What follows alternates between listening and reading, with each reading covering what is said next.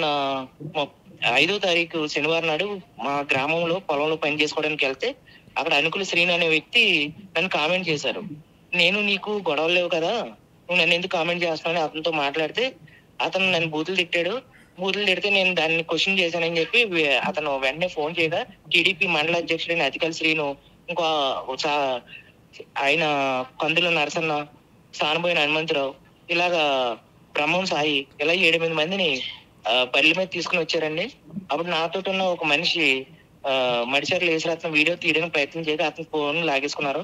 అక్కడ చిత్తమ్మ అమ్మవారి గుడి దగ్గర కూడా వీడియో ఫుటేజ్లు ఉన్నాయండి. అయినప్పటికీ కూడా ఆ వీడియో ఇంతవరకు పోలీసులు ఏం చేయలేదు. నేను మధ్యాహ్నమే కంప్లైంట్ ఇచ్చానండి అదే రోజు. ఎస్ఐ గారు నాకు ఇలా న్యాయం చేయండి, ఇలా పొద్దున కొట్టారు, నాకు టీషర్ట్ చింపేశారు, ఆ ఫోటో గట్ట పెట్టాను. అయినప్పటికీ కూడా ఎస్ఐ గారు ఏం పిలవలేదు, అడగలేదు.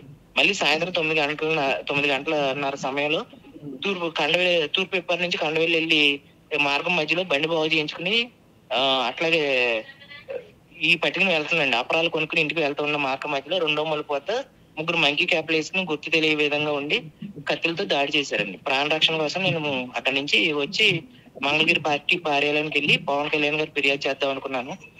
సార్ అందుబాటులో లేరు.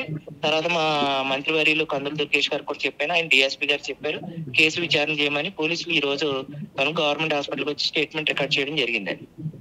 ఈ లోట్లోనే పోలీసులు కొంతమంది ఎవరైతే నిందితులు ఉన్నారో వాళ్ళకి ఫోన్ల ద్వారాగా ఆ కంప్లైంట్ ఫిర్యాదు ఫోటో తీసుకోవడం వాళ్ళకి పెట్టడం జరిగింది.